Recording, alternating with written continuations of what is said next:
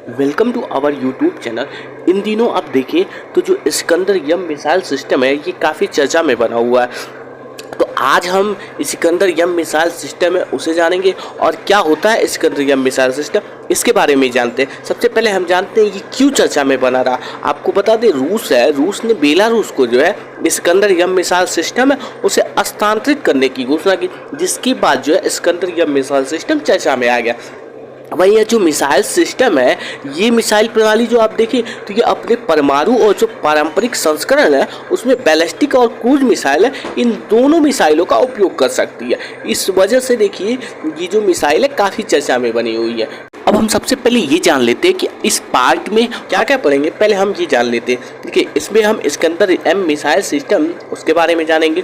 Iskander missile जो system है इसकी रेंज और कैपेबिलिटी क्या हो रही है उसके बारे में भी जानेंगे, और इसको कब ये मिसाइल जो है इस मिसाइल को कब इंडक्ट किया गया था अर्थात कब शामिल किया गया था उसे भी जानेंगे। और इस मिसाइल का जो बैकग्राउंड है इससे भी हम अवगत होंगे। और जो इससे संबंधित नाटो की बात आ रही है तो नाटो के भी बारे में हम जानेंगे। तो आइए चलते हैं हम जो इस्कंदर यम मिसाइल सिस्टम उसके बारे में जानते हैं।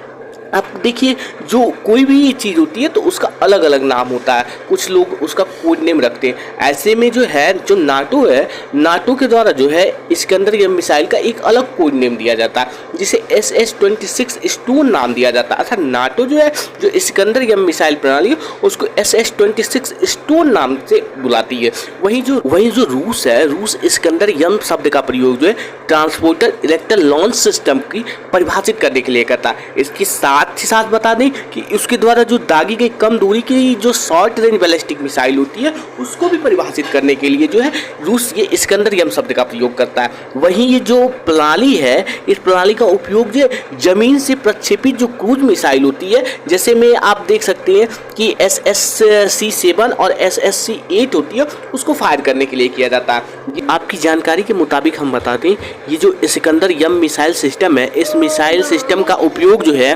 विशेष रूप से जो रूस की सेना होती है वो रूस की सेना के द्वारा किया जाता है। वहीं ये जो प्रणाली है इस प्रणाली का अगर देखें तो जब पहली बार जो है इसे 1996 में सफलतापूर्वक लॉन्च किया गया, जिसके बाद से ये जो इस्कंदर यम मिसाइल सिस्टम है काफ़ी चर्चा में आने लगी। वहीं हम आप जानेंगे जो मिसाइल की रेंज है और उसकी जो कैपेबिलिटी अर्थात रेंज एंड कैपेबिलिटी क्या है उसके बारे में जानेंगे। देखिए सबसे पहले हम बता देते हैं जो इस्कंदर यम मिसाइल है उसकी अगर मारक क्षमता हम देखें तो इसकी मारक क्षमता जो 500 किलोमीटर तक की है। वहीं जो है 700 किलो तक का जो पेलोड है वो 700 तक जो किलो तक का पेलोड है वो ले जाने में सक्षम है। और ये जो है इसके पास जो पारंपरिक हथियार होते हैं और साथ में ये परमाणु हथियार है इन्हें भी ले जा सकती है। जो पारंपरिक हथियार होते हैं वो बंकर बस्टर युद्ध सामग्री या क्लस्टर बम या इलेक्ट्रोमैग्नेटिक पल्स होते हैं, वो वारहेड से जो होते हैं लैस होते हैं। अब हम जो है तीसरे पार्ट को समझेंगे कि जो तीसरा पार्ट ये है कि ये जो मिसाइल है अर्थात इस्कंदर यम मिसाइल है इस मिसाइल को कब इंडेक्ट किया गया था अर्थात इसे कब शामिल किया गया था इसके बारे में हम जानेंगे। आपको बता दिए जो इस्कंदर यम प्रणाली है इसको जो है 2006 में जो है रूस के द्वारा इसे शामिल किया गया था। वहीं 1980 के दशक के अंत में देखें तो ओका जो थी शॉर्ट रेंज बैलिस्टिक मिसाइल और OTR-23 था, इसको प्रतिबंधित किए जाने के बाद जो है इस जो इस्कंदर एम मिसाइल है उसको विकसित किया गया। वहीं प्रतिबंधित किए जाने का कारण ये था कि इंटरमीडिएट न्यूक्लियर फोर्सेस ट्रीटी जो था जो ये ट्रीटी था इसी के अनुसार इसे प्रतिबंधित किया गया था। और जब ये प्रतिबंधित हो गया तो इस्कंदर एम मिसाइल प्रणाली को विकसित किया गया। वही सोवियत स्क्वाड मिसाइल है, सोवियत स्क्वाड मिसाइल को बदलने के लिए जो थी ये ओका जो थी ये रूस के द्वारा जो है किया गया, इस रूस के द्वारा ये पहला प्रयास था। अब ये जो फोर्थ पार्ट में हम जो इसके पीछे का बैकग्राउंड रहा है अर्थात रूस ने बेलारूस को जो इस्कंदर यम मिसाइल क्यों हस्तांतरित किया इसके बारे में देखेंगे। देखिए अभी आप देखें तो G7 जो है G7 फोरम की जो है अभी बैठक जो है जर्मनी में होने वाली थी और इसी वजह से रूस ने इस प्रकार की घोषणा की है।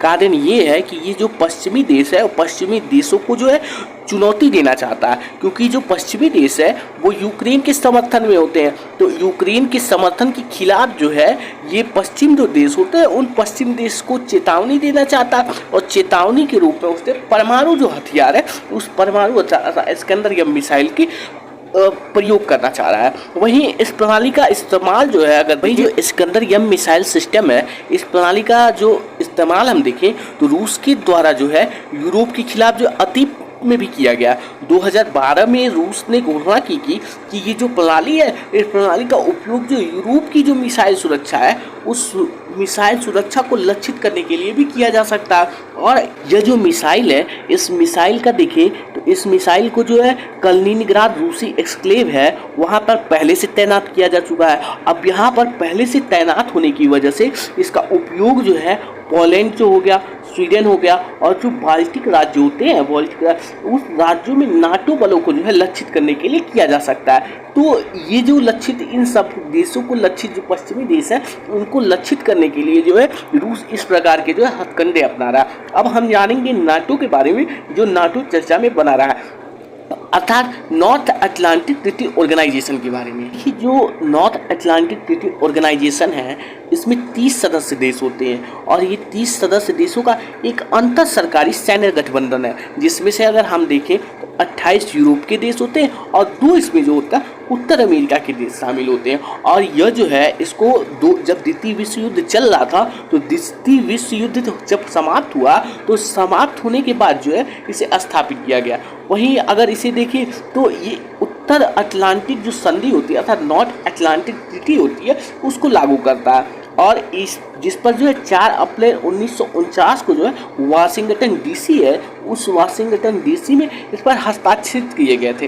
तो तब से ये जो नाटो है काम करता आ रहा। तो उम्मीद करता हूँ आज आपने इस्कंदर एम मिसाइल सिस्टम, इसके बैकग्राउंड को जाना है और ये कब शामिल है उसे भी जाना है, नाटो के बारे में भी आपने जाना है। तो अगर आप इस चैनल पर नए हैं तो हमारे चैनल को लाइक, शेयर, सब्सक्राइब करना ना भूलें और जल्दी जो नोटिफिकेशन बेल है उसको ऑन करिए। अन्य जो खबरें चर्चा में बनी रहती है उससे जुड़ी जो खबर है उसे जानने के लिए आप जुड़े रहिए हमारे साथ। Thank you all of you.